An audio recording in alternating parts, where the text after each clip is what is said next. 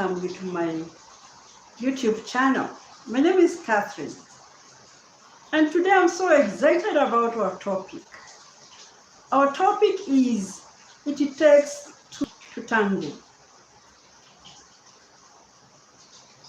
When a breakup or a divorce happens, actually it takes two to tango, meaning you two are indirectly or directly responsible for what has happened. It takes two to tango is a phrase or an expression which means when something, or rather a deal, goes bad and two people are involved, no one can blame the other. You are both equally or equally involved. So there is no blame game. Yes. So please begin with me and end with me. Watch this video from the beginning to the end. Because as I end, I'll make some conclusion how I feel about the statement. Yes. Thank you so much. I normally do me, or as I normally say, I normally talk about my real life experiences. And these are out there, even in different channels, whereby I have been vulnerable in talking about the part I played in ending of my marriage. Yes, it might have been directly, but I was part and parcel of what happened. When a marriage occurs, it takes two people to begin it, to consummate it, or to end it. So by the same token, when a divorce happens, it takes two people to end the marriage. When people are getting married and they invite us, we don't go to their ceremonies unless it's maybe an engagement ceremony to tell us how they met. Most people, they don't tell. So the two know where they met and how they met. And by the same breath, I think two people know what ails their marriage or what contributed to the end of their marriage. Yes. I normally say my marriage was so much I had a lot of physical beatings actually. It was about violence. This was the main thing. But there's some other things that come with that.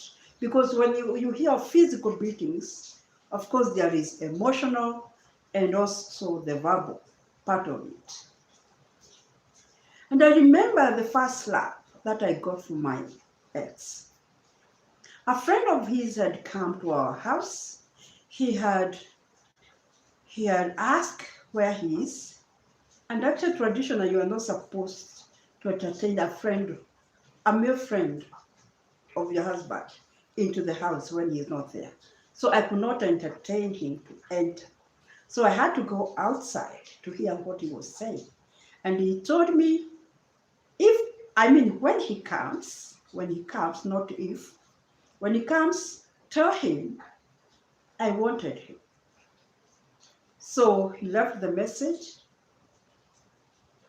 But by the time my ex came into the house, I had forgotten, or rather I forgot to tell him. Yeah. But he had met the guy on the way. That's what I realized later. And the guy told him, I'm from your house and I've left this message. So the guy, my ex now, he waited when we had gone to bed. And he asked me, so you mean you cannot tell me so-and-so was here? And I told him, I'm very sorry, I forgot. By the time I was finishing, I forgot. A slap passed. A slap. I got shocked. I sat on the bed. You know, when you are in shock, sometimes you are not. Some people raise their voice, others lower their voice. For me, I lower my voice when I'm in shock. So, why have you slapped me? And he told me, because you did not tell me so and so was here. I told him, I have told you, yes, he was here, but I forgot, and I'm so sorry. What else was I expected to say? Is it not normal to forget? Someone said, it's not what happens that matter or that matters. It is how you react to it. Yes, I forgot. How do you react to that? And I remember a slap, really, that one slap changed my mind a lot. Actually, it might sound, it's just a slap, but the emotional damage that comes with that slap, it's a lot. Because you're imagining the hand being picked and you are slapped. Do we even slap our children today? Okay, it happened. And then it escalated from a slap to blows, from blows to nyahunyo in their broad daylight. My ex could beat me up in broad daylight. He would chase me. And this is a town, oh God. Oh, and I'm preaching, oh, sorry. Sorry. The other instance was an issue to do with milk. Yes, I'm getting free milk from my in-law, my father-in-law. Yes, may God rest his peace. A very honorable person. But remember, it's not my father-in-law who is serving the milk. He's not there. He doesn't know even what is happening. Yeah, you got to get the milk. Yes, it's free. But you don't get it because you find everybody has taken the milk. And when you ask, nobody, who are you asking? So, to manage this, I decided I don't want to have the free. I want to get milk from outside where I'm buying. So, by that time, my ex was working somewhere. So, when he came and I told him, these are the challenges I got when I was getting milk from home, and I've chosen to go this way. Oh, he went wild. Now you have begun exposing us outside that you don't get milk. I told him, that is not the idea behind what I'm doing. Don't you see I'm suffering? Our children are suffering. Okay. Another instance is whereby I took a knife and got some money from his briefcase when we had no food. And the guy did not want to give us food. I'm here. I've been terminated from job. Now, what do we eat with my children? So he leaves home. I tell him there is no food. He doesn't care. I took the knife. That is the part I played. Yeah. And that night, I took the knife. Yeah. And remember, I also bought this briefcase because he accused me of destroying or damaging his briefcase. But remember the reason behind destroying the briefcase. Yeah. Can you watch your children going without food, yet you know there is money in this briefcase? That is the last time I left that house, because it was horrible for me. It was horrible. Hell broke loose. I came home, I got money from someone, and I took the briefcase.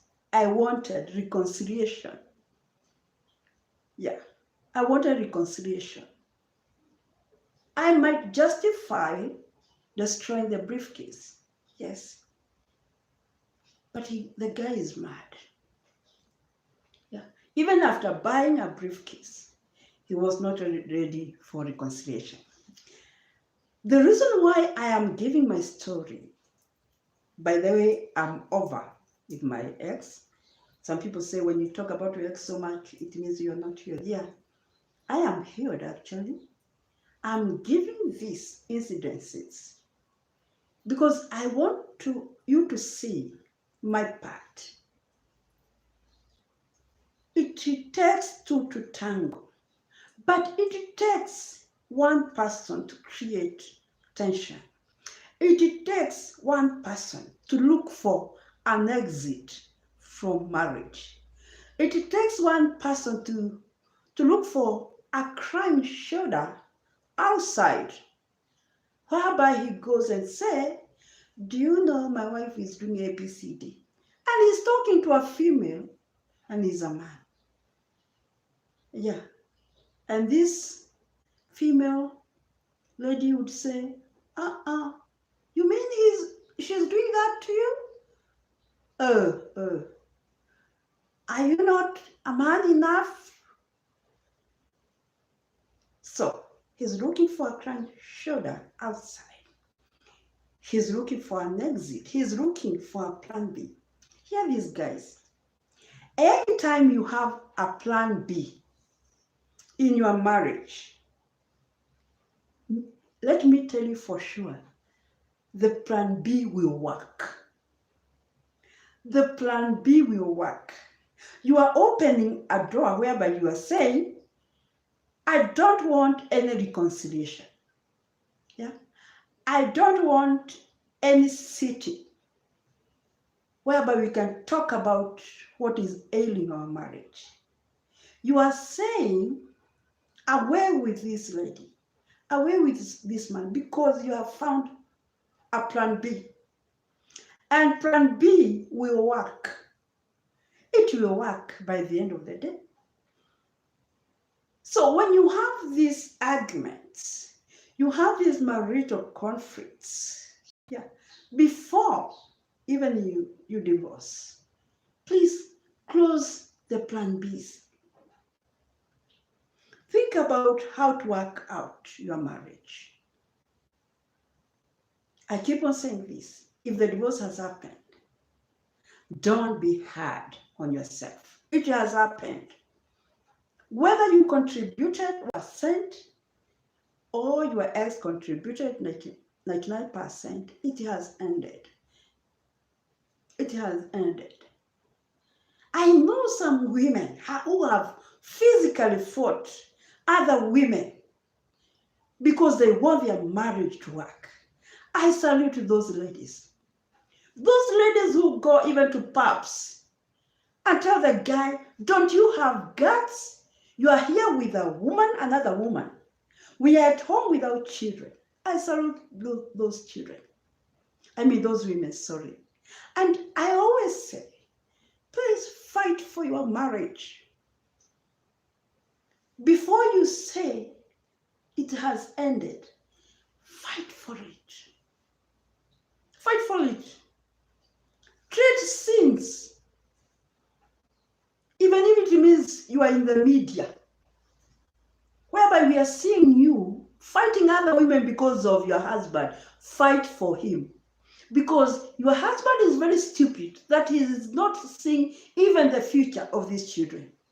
He does not know how stupid he is, that by the end of the day, he'll bring STIs in the house. He'll bring other types of diseases. Yeah, he will die in a hotel or in a lodging because of Viagra, and you are the one who will be called. Yes, Mrs. Kamal, come for your husband. He has died in this lodging. And when you go there, the Viagra is there. I normally say this. Please fight for your marriage before you say it's over. Fight. Maybe some of us do not have that stamina to fight. And maybe some of us, maybe we do not even have anything to fight for. I don't know. But don't blame yourself so hard. There is always that part that you played, yes. But if your ex had switched off, had made an exit, no matter how much you want the marriage to work, it cannot work. But it's good you fight for it. But please don't kill your husband. When you talk about fight, is whereby you are in a position to confront a woman and make him understand the danger he's bringing into your home. You are playing around with my husband. Do you know this is what is happening and what will happen? Yeah. Yeah. The other thing is about the change we should make as far as our speeches in wedding ceremonies are concerned, whereby we concentrate so much on the girl child. Yeah, Jerry, when your husband comes, remove the jacket, remove the shoes. Yeah. And you're not telling Joroge, this girl you see here has never been married before like you. So it takes two to tango. It takes two to make a marriage. And it takes two to end a marriage. So Kamau, you are also responsible in working out this marriage. Yeah. Let the boy child enter into marriage knowing that he's also part and parcel of what might happen. Because you don't expect a girl who has just gotten her firstborn to take the child to bed, and then he comes, he removes the jacket, he removes the shoes from the husband. That is bullshit. Doesn't the man have hands? Who was removing his jacket, by the way, before they married? Who was removing his shoes before he got married? Sometimes we think we are empowering boy child, but in the process we are disempowering the boy child.